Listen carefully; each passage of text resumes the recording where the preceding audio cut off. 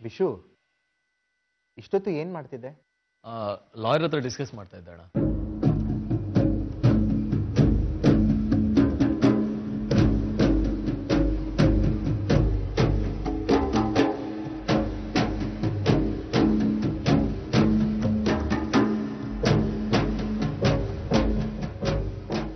ಲಾಯರ, ಮದುವೆಗೆ ಪುರೋಹಿತರು ಬೇಕು ಅಂತ ಗೊತ್ತು, ಲಾಯರಕ್ಕೆ? ವಿಶಾಖನ್ ಜೊತೆ ಡೈವೋರ್ಸ್ಗೆ?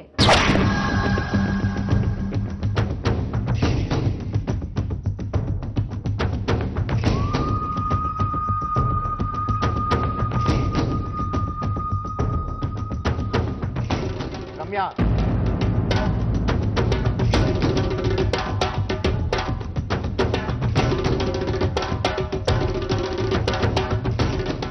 ರಾಧಿಕಾ, ಧರ್ಮಾಧಿಕಾರಿ ಹೆಂಡತಿಯಾಗಿ ಮನೆಗೆ ಬಂದ್ಮೇಲೆ ಏನೇನೆಲ್ಲ ಜವಾಬ್ದಾರಿ ಇರುತ್ತೆ, ನಮ್ಮ ಟ್ರಸ್ಟ್ ಹೇಗೆ ನಡಿಬೇಕು ಅನ್ನೋದ್ರ ಬಗ್ಗೆ ನಿರ್ಧಾರ ತಗೋಬೇಕು ಅಂತಿದ್ದಾನೆ ನಮ್ಮ ವಿಷು.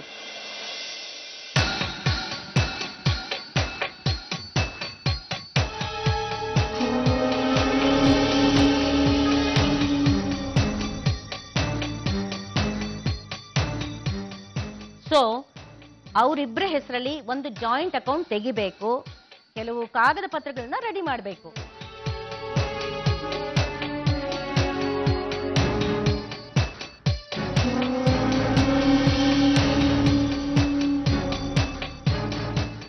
ಮದುವೆಗೆ ಮುಂಚೆನೆ ಇದೆಲ್ಲ ಮಾಡೋ ಅಗತ್ಯ ಏನಿತ್ತು?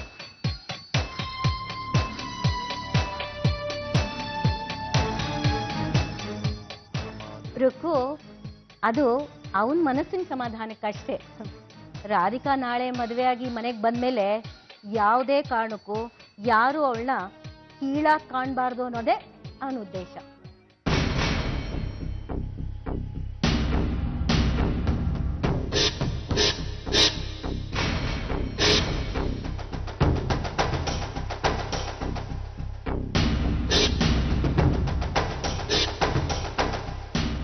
ನಾಳೆ ನಮ್ಮ ವಂಶಕ್ಕೆ ಅವಳು ಉತ್ತರಾಧಿಕಾರಿ ಕೊಡೋಳು.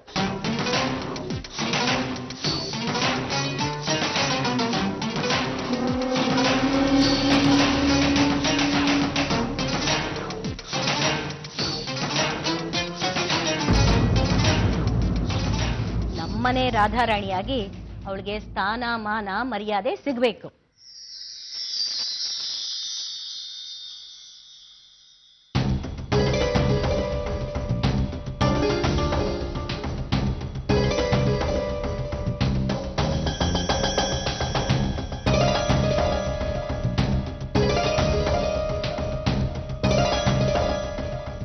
ಸರಿ, ಇನ್ ಬೇಗ ಎಲ್ಲರೂ ರೆಡಿಯಾಗಿ ಮಧುರಾಪುರಕ್ಕೆ ಹೊರಡೋಣ.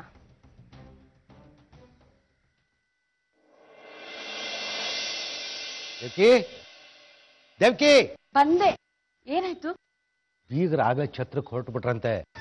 ವಿವೇಕ್ ಫೋನ್ ಮಾಡಿ ಹೇಳ್ತಾ ಇದ್ದಾರೆ. ಅಯ್ಯೋ, ಹಾಗಾದ್ರೆ ಇನ್ನು 1 ಗಂಟೆಲೆಲ್ಲ ತಲುಪಿಡ್ತಾರೆ ಅವರು. ಅವ್ರಿಗೆ ಉಳ್ಕೊಳಕ್ ಸರಿಯಾಗಿ ವ್ಯವಸ್ಥೆ ಆಗಿದ್ಯಾ? ಅದನ್ನೆಲ್ಲ ಶ್ಯಾಮಣ್ಣ ನೋಡ್ಕೊಳ್ತಾನೆ. ಈಗಾಗಲೇ ಅವ್ನ ಛತ್ರಕ್ಕೆ ಹೋಗಿ ಆಯ್ತು. ಅಲ್ಲ ರೀ, ಅವ್ರ ಛತ್ರದಲ್ಲಿ ಯಾಕೆ ಉಳ್ಕೋಬೇಕು? ವಿಶುದೇ ಒಂದ್ ಬಂಗ್ಲೆ ಇದೆಯಲ್ಲ, ಅಲ್ಲೇ ಉಳ್ಕೋಬಹುದಿತ್ತಲ್ಲ. ಹಿಂದಿನ ಮದುವೆಯಲ್ಲಿ ಏನಾಯ್ತು ಅಂತ ನಿನಗೂ ಚೆನ್ನಾಗಿ ಗೊತ್ತು. ಅದರಿಂದಾಗಿ ಯಾರಿಗೂ ಸುಖ ಆಗ್ಲಿಲ್ಲ. ಹಾಗಾಗಿ ಆ ಬಂಗ್ಲೆನಲ್ಲಿ ಉಳ್ಕೊಳ್ಳೋದಕ್ಕೆ ಯಾರಿಗೂ ಮನಸ್ಸಿಲ್ಲ, ಛತ್ರದಲ್ಲೇ ಉಳ್ಕೊಳ್ತಾರೆ. ನೋಡು, ಈಗ ಇಲ್ಲಿ ಬೇಗ ಪೂಜೆ ಮುಗಿಸಿ ನಾವು ಛತ್ರಕ್ಕೆ ಹೋಗೋಣ. ಅಲ್ಲಿ ಬೀಗರಿಗೆ ಊಟ ಉಪಚಾರ ಎಲ್ಲ ಚೆನ್ನಾಗಿ ನಡೀತಾ ಇದೆಯಾ ಇಲ್ವಾ ನೋಡ್ಕೊಂಡು ಬಂದ್ಬೋಣ. ಹಾ, ಬೇಗ ಸಿದ್ಧಾಗು.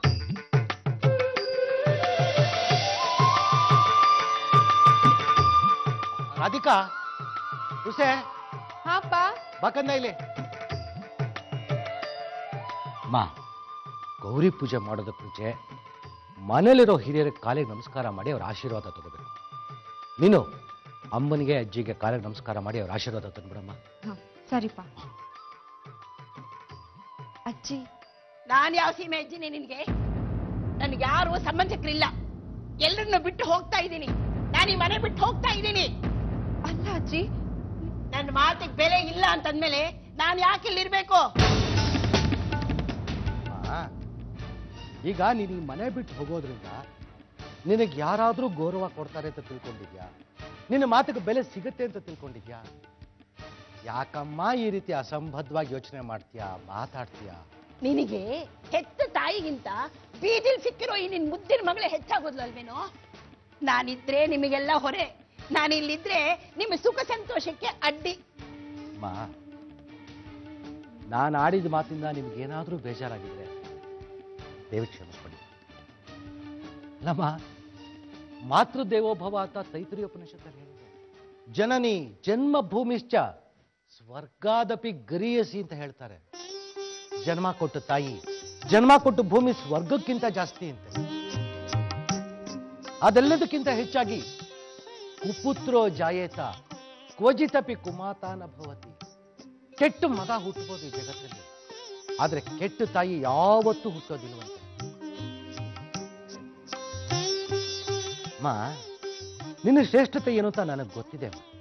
ಸುಮ್ಮನೆ ಶ್ರೇಷ್ಠವೋ ನಿಕೃಷ್ಟವೋ ಅದೆಲ್ಲ ನಂಗೆ ಬೇಕಾಗಿಲ್ಲ.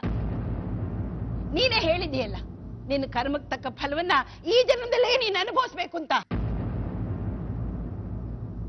ಅದಕ್ಕೆ ಕಾಶಿಗೆ ಹೊರಟಿದ್ದೀನಿ. ಕಾಶಿನಲ್ಲಿ ನಾನು ಪ್ರಾಣ ಬಿಡ್ತೀನಿ. ನಾನು ಮಾಡಿದ ಪಾಪಕ್ಕೆ ಪ್ರಾಯಶ್ಚಿತ್ತ ಆಗ್ಲೇಬೇಕು. ಅಜ್ಜಿ, ಉತ್ಪಡ ನಾನು ಮನೆ ಬಿಟ್ಟು ಹೋದ್ರೆ ನಿನ್ಗೇನು? ನಾನಿದ್ರೆ ತಾನೇ ನಿನಗೆ ತೊಂದ್ರೆ. ಹಾಗೆಲ್ಲ ಹೇಳ್ಬೇಡಿ ಅಜ್ಜಿ. ನನ್ನಿಂದಾಗಿ ನೀವು ಮನೆ ಬಿಟ್ಟು ಹೋಗೋ ಹಾಗಾಗ್ಬಾರ್ದು. ನೋಡಿ, ಈ ವಯಸ್ಸಲ್ಲಿ ನಿಮ್ ಮಗನಿಂದ ನೀವು ದೂರ ಆಗ್ಬಾರ್ದು ಅಜ್ಜಿ. ನಿಮ್ದಮ್ಮಯ್ಯ ಅಂತೀನಿ. ಅಮ್ಮ ಅಮ್ಮ, ಅಜ್ಜಿ ಮನೆ ಬಿಟ್ಟು ಹೋಗ್ತಾರೆ ಹೇಳಮ್ಮ. ಕಾಡ್ಬೇಡ, ಮೊಸಳೆ ಕಣ್ಣೀರ್ ಹಾಕ್ತಾಳೆ. ಅತ್ತೆ, ಖಂಡಿತವಾಗ್ಲೂ ಮೊಸಳೆ ಕಣ್ಣೀರಲ್ಲ. ನಮ್ಗೆಲ್ರಿಗೂ ಸತ್ಯವಾಗ್ಲೂ ನಿಮ್ಮ ಹತ್ರ ಪ್ರೀತಿ ಗೌರವ ಇದೆ. ಈ ಮನೆ ಹಿರಿಯರು ನೀವು. ಏನೋ ಕೋಪಕ್ಕೆ 2 ಮಾತು ಹೆಚ್ಚಿಗೆ ಆಡಿದ್ರೆ ದಯವಿಟ್ಟು ಅದನ್ನು ಹೊಟ್ಟೆಗೆ ಹಾಕೊಂಡ್ಬಿಡಿ. ಮನೆ ಬಿಟ್ಟು ಹೋಗೋ ಮಾತು ಮಾತ್ರ ಆಡ್ಬೇಡಿ ಅತ್ತೆ.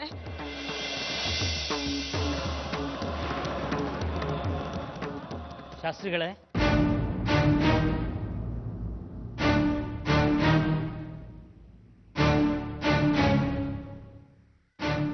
ನಮಸ್ಕಾರ. ನಮಸ್ಕಾರ. ನಾನು ಧರ್ಮಾಧಿಕಾರಿಗಳ ಫ್ಯಾಮಿಲಿ ಲಾಯರ್.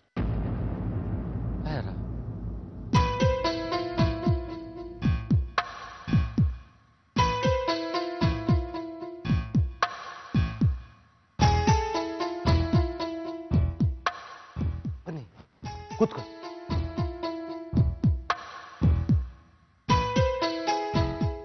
ಶಾಸ್ತ್ರಿಗಳೇ, ಕೂತ್ಕೊಳ್ಳಿ. ನೋಡಿ, ಗಾಬರಿ ಪಡೋವಂಥದ್ದು ಏನೂ ಇಲ್ಲ. ಇಲ್ಲಿ ರಾಧಿಕಾ ಯಾರು?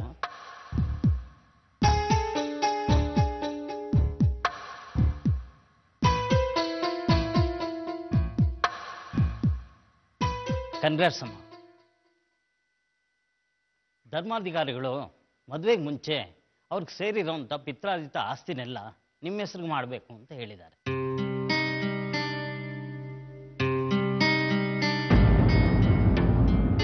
ಅದಕ್ಕೆ ಸಂಬಂಧಪಟ್ಟಂತ ಕೆಲವು ಪತ್ರಗಳಿಗೆ ನಿಮ್ಮ ಸಿಗ್ನೇಚರ್ ಆಗಬೇಕು.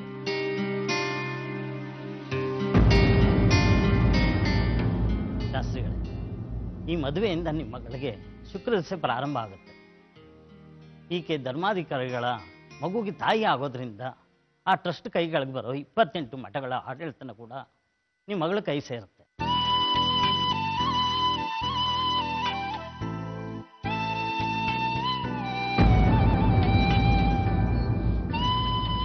ಎಲ್ಲ 19 ಎಜುಕೇಷನ್ ಇನ್ಸ್ಟಿಟ್ಯೂಷನ್ಸ್ಗೂ ಇವರೇ ಚೇರ್ಪರ್ಸನ್ ಆಗ್ತಾರೆ.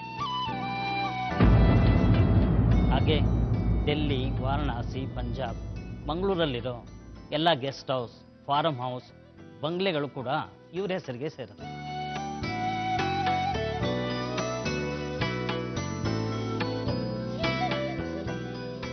ಅಯ್ಯೋ, ಇಷ್ಟೊಂದ?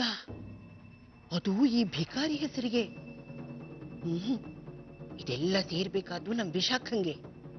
ನಾನು ಈಗ ಹೊರಟೋದ್ರೆ ವಿಶಾಖನ್ ಗತಿ? ಈ ದರಿದ್ರದೋಳು ನಾಳೆ ವಿಶಾಖನ್ನ ಬೀದಿಗೆ ತಳ್ಬಹುದು. ವಿಶಾಖ ಅವಳು ಕಾಲ್ ಕಸ ಆಗ್ಬಿಡ್ತಾಳೆ. ವಿಶಾಖಂಗೋಸ್ಕರ ಆದ್ರೂ ನಾನಿಲ್ಲಿರ್ಲೇಬೇಕು. ಆದ್ರೆ ಲಾಯರ್ ಸಾಹೇಬ್ರಿ, ಅದೆಲ್ಲ ಈಗ ಯಾಕೆ? ಮದುವೆ ಆದ್ಮೇಲೆ ಇಲ್ಲ ಶಾಸ್ತ್ರಿಗಳೇ, ಇದೆಲ್ಲ ಮದುವೆಗೆ ಮುಂಚೆನೇ ಆಗಬೇಕು ಅಂತ ನನ್ಗೆ ಹೇಳಿದ್ದಾರೆ.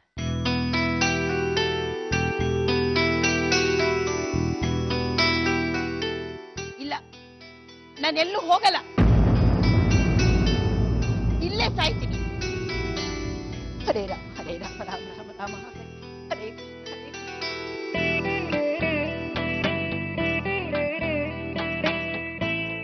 ಆದ್ರೂ ಲಾಯರ್ ಸಾಹೇಬ್ರೆ, ಇದೆಲ್ಲ ಯಾಕೋ ನಂಗೆ ಸರಿ ಅಂತ ಅನ್ನಿಸ್ತಾ ಇಲ್ಲ. ಈ ಆಸ್ತಿ ಪಾಸ್ತಿ ವಿಚಾರ ಏನಿದ್ರು ಮದುವೆ ಆದ್ಮೇಲೆ ನೋಡ್ಕೋಬೋದಾಗಿತ್ತು. ವಿಶು ತಿಳುವಳಿಕೆ ಇರೋನು, ಅವನ ಮನಸ್ಸಿಗೆ ನಾವು ನೋವು ಮಾಡೋದು ಸರಿಯಲ್ಲ. ಏನೋ ಒಳ್ಳೆ ಉದ್ದೇಶ ಇಟ್ಕೊಂಡೆ ಈ ತೀರ್ಮಾನಕ್ಕೆ ಬಂದಿರ್ತಾನೆ. ನನಗೇನೋ ರಾಧಿಕಾ ಈಗಲೇ ಅದಕ್ಕೆಲ್ಲ ಸಹಿ ಹಾಕೋದು ಒಳ್ಳೇದು ಅಂತ ಅನ್ಸತ್ತೆ. ಹೌದಮ್ಮ, ಬನ್ನಿ ಸೈನ್ ಮಾಡಿ.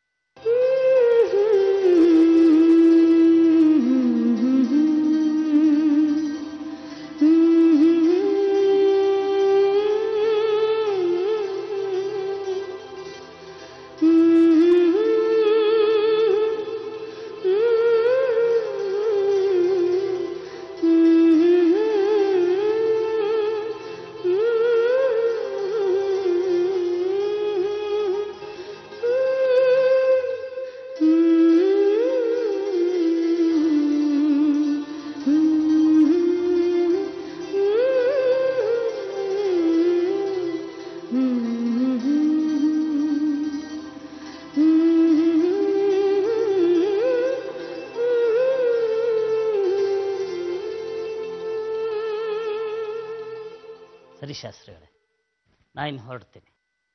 ಅಯ್ಯೋ, ಸ್ವಲ್ಪ ಕಾಫಿ ತಗೊಂಡು ಹೋಗ್ಬೋದಾಗಿತ್ತಲ್ಲ. ಪರವಾಗಿಲ್ಲ, ನಾನು ಕೋರ್ಟಿಗೆ ಹೋಗ್ಬೇಕು. ಆಯ್ತು, ಹರಿವು.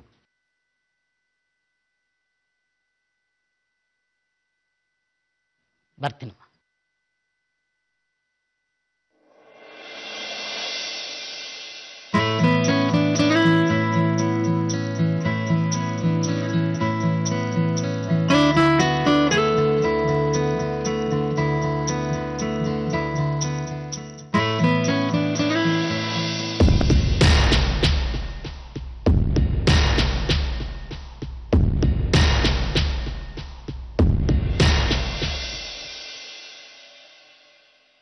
ಅಮ್ಮ,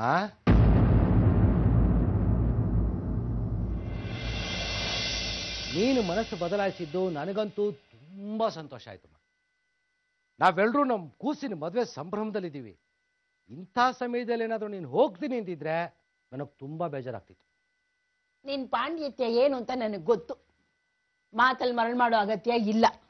ಆಯ್ತು ನೋಡು, ನಾನು ದೇವಕ್ಕೆ ಅಡುಗೆ ಮನೆಗೆ ಹೋಗಿ ಅಲ್ಲಿ ಏನು ವ್ಯವಸ್ಥೆ ಆಗಿದೆ ನೋಡ್ಕೊಂಡು ಛತ್ರಕ್ಕೆ ಹೋಗ್ತೀವಿ, ಸರಿನಾ? ದೇವ್ಕಿ, ಬೇಗ ಬೇಗ ಬೇಗ ಬಾ, ಬೇಗ ಬಾ. ಹಾ, ಬಂದೆ.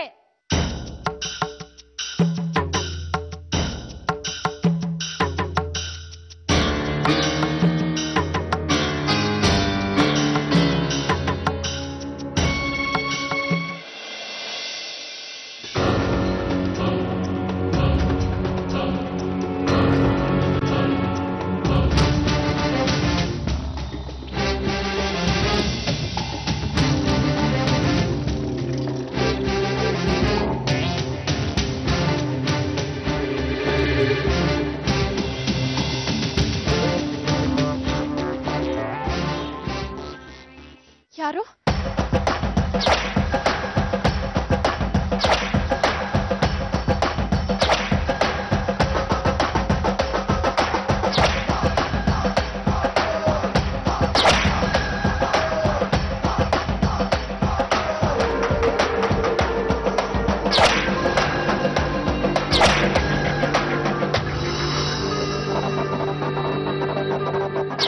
ನಾನು ಸ್ವೀಟಿ.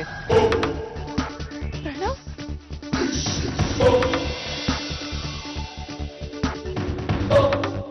ಪ್ರಣವ್, ನೀನಿಲ್ಲಿ?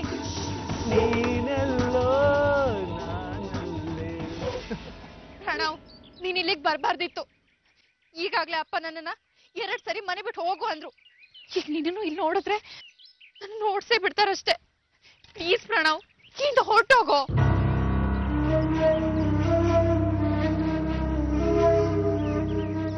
ಯಾಕೆ ಸ್ವೀಟಿ, ಯಾಕೆ ನನ್ನನ್ನು ಅವಾಯ್ಡ್ ಮಾಡ್ತಿದ್ಯಾ? ನಾವು ಮೀಟ್ ಮಾಡಿ 3 ತಿಂಗಳಾಯ್ತು. ಅವತ್ತು ಶೂಟಿಂಗ್ ಹೋಗ್ತಿರ್ಬೇಕಾದ್ರೆ ಸಿಕ್ಕಿದ್ದೆ. ಆಗಲೂ ಸರಿಯಾಗಿ ಮಾತಾಡಲಿಲ್ಲ. ನೀನು ಇಲ್ಲಿ ಬಂದಿರೋದು ನಂಗೆ ಗೊತ್ತಿರಲಿಲ್ಲ. ಹೇಗೋ ಯಾರಿಂದಾನು ತಿಳ್ಕೊಂಡೆ. ಅದು ಬಿಡು, ಸಿನಿಮಾದೇನಾಯ್ತು? ಶೂಟಿಂಗ್ ಮುಗೀತಾ? ಯಾವಾಗ ರಿಲೀಸ್ ಅಂತೆ? ಅದೆಲ್ಲ ಆಯ್ತು ಪ್ರಣವ್. ನೋಡು, ನೀನ್ ಫಸ್ಟ್ ಇಲ್ಲಿಂದ ಹೊರಡು ಪ್ಲೀಸ್. ಅಲ್ಲ ಸ್ವೀಟಿ, ನೀನು ಯಾಕೆ ಇಲ್ಲಿ ಸಡನ್ ಆಗಿ ಎಂಟ್ರಿ ಕೊಟ್ಟೆ? ಆಮೇಲೆ ನೀನು ಇಲ್ಲಿಗೆ ಬರೋ ವಿಷಯನ ನನ್ಗೆ ಯಾಕೆ ಇನ್ಫಾರ್ಮ್ ಮಾಡಲಿಲ್ಲ? ನೋಡು ಪ್ರಣವ್, ನಾನು ಇಲ್ಲಿಗೆ ಬರೋದಕ್ಕೂ ಒಂದು ಸ್ಟ್ರಾಂಗ್ ರೀಸನ್ ಇದೆ. ನನ್ನ ಲೈಫ್ನಲ್ಲಿ ಟರ್ನಿಂಗ್ ಪಾಯಿಂಟ್. ಹಾವು ಏಣಿ ಆಟ ಇದ್ದ ಹಾಗೆ. ಗೆದ್ರೆ ಬದುಕ್ತೀನಿ, ಸೋತ್ರೆ ಅದು ನನ್ನ ಸಾವು.